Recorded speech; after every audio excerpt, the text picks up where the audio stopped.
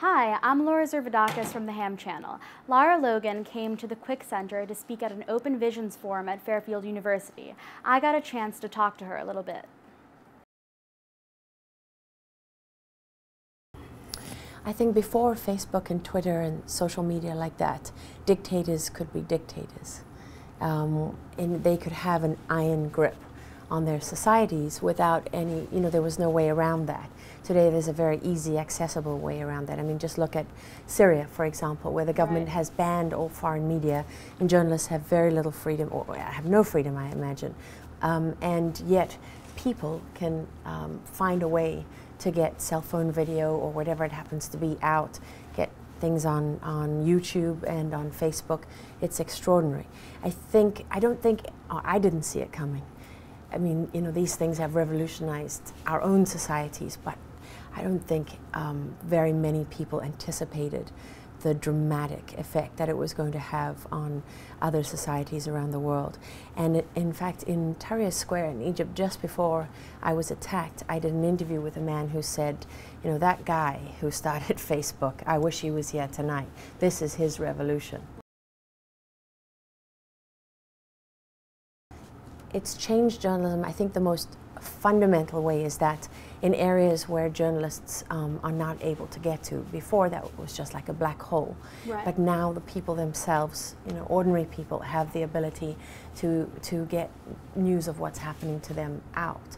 And that's the kind of journalism that I've always focused on and wanted to do. And so I think that's a great thing.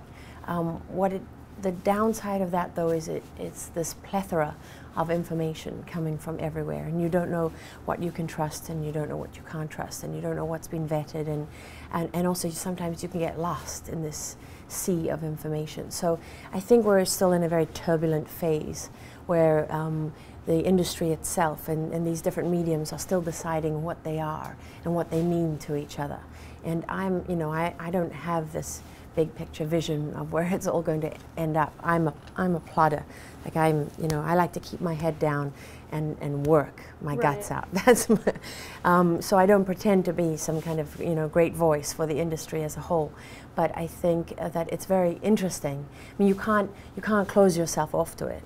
But I think that there's this great sort of excitement, and everyone wants to recognize the new kind of media over old established media, which has been so maligned, and sometimes fairly and sometimes unfairly. And I think in their excitement, people are overlooking what established media represents sometimes. And I think there's always going to be a place for that in society. No, I don't think it's being conducted fairly. I think that the ruling elite in Egypt made him their sacrificial lamb so that they could make a display and a show of changing things and holding people accountable while they still held tightly onto power and everything that has brought to them, the wealth that has brought into their lives. I think you're dealing with an establishment that's clinging on for dear life, and they'll put up more Mubaraks. I mean, they'll put up as many as they have to in order not to let go.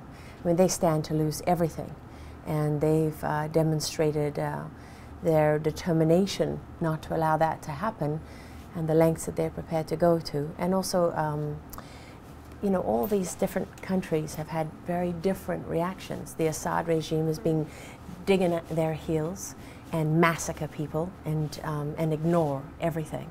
The Egyptians have been, not surprisingly, knowing Egyptians, very sophisticated in the way that they've done it. They had everyone convinced that the army was out for the people. It's taken both the international community and Egyptians a long time to realize that's not true. But they're very aware of the relationships that they have that are valuable, and so they play a little bit to the West, they play a little bit to America, they play a little bit to the protesters in Egypt, they play a little bit to the older elite, and they're much more calculating in their response. But I think over time, what we've seen is that you can't hide your true colors.